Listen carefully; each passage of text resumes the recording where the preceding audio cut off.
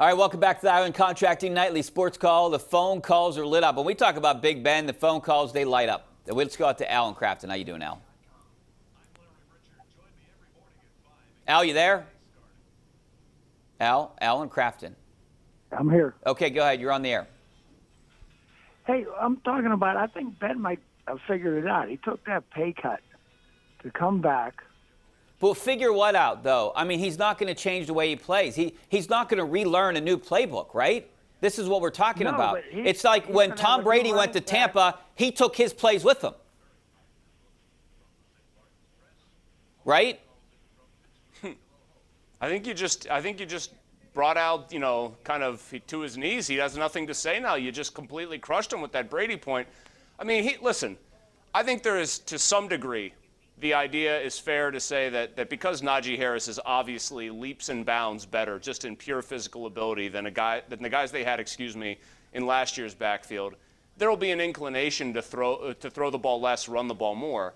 I guess my main thought is when push comes to shove, what's Ben Roethlisberger going to do when it's winning time in games or if they're struggling early with the run?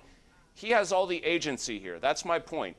They have given him, even having him take a pay cut, they thanked him for taking it a week and a half ago. When Kevin Colbert and Mike Tomlin were sitting in front of the media, they thanked him.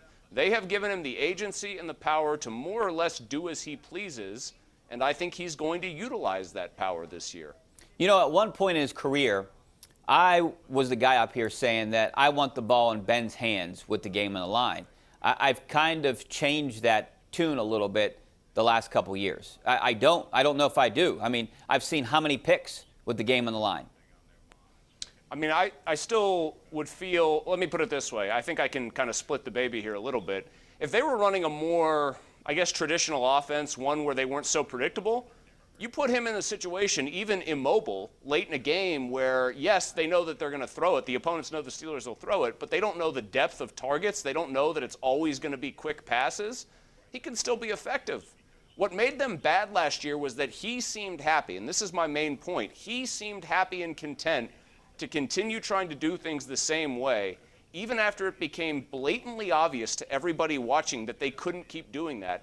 And except for one half of football against Indianapolis, he didn't really show that he could do what was needed to make them a lot better and less predictable. Rich in Bridgeville. How you doing, Rich? One half of football against Indianapolis, he didn't really show. Rich, you there? I sound great on. I sound very good on Rich's TV, man. I sound beautiful. Rich, thank you. I have never loved the sound of my own voice that way. Turn the TV down, Rich. Okay, Rich is not there anymore. Dave in Periopolis. How you doing, Dave? Hello, how are you? Good, thanks for calling. Okay, I only have one thing to say, and I'll hang up after you guys hear my statement. 2 or 3 years ago, Ben held the ball too long. That's all we kept hearing. Last year, he was the quickest of getting rid of the ball in all the NFL. Do you think he was afraid of Big L wouldn't protect his blind side? Thank you. I don't think he felt good about taking hits. I don't know if it was an Al Villanueva only thing. I do think Villanueva was athletic enough that except for a couple games where he looked really, really bad, he was okay.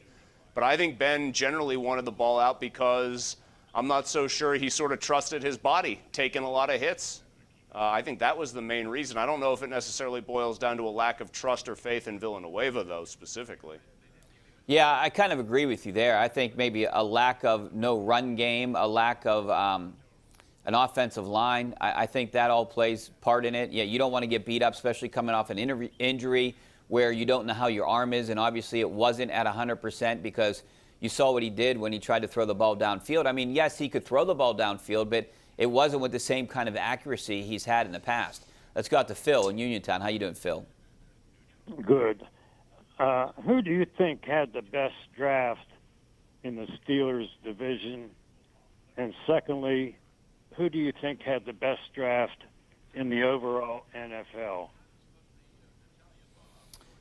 I mean, you want to say Jacksonville had a pretty good draft, right? Look what they had with their first 2 picks. I like Jacksonville's draft. I mean, as for the division, I really like the Steelers' draft. I mean, personally, I was a fan of it, and maybe because I'm so hung up on Najee Harris that's why I really liked it. You would think that Cincinnati would have had a good draft too, but it's Cincinnati. So right now, I'm just going to say that I like the Steelers out of everyone in the division.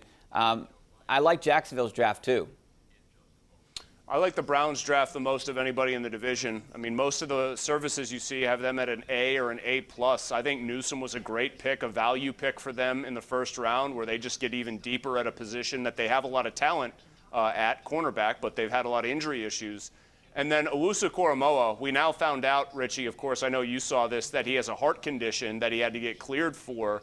And a lot of teams took him off the board or bumped him way down. That's a calculated risk, but getting that guy at pick, 52, when he's maybe a top 15 talent at a place where they were really thin and needy, that makes it a great draft for them. I mean, they were smart. I hate to say it, but they were very smart. I think they had the best draft in the division.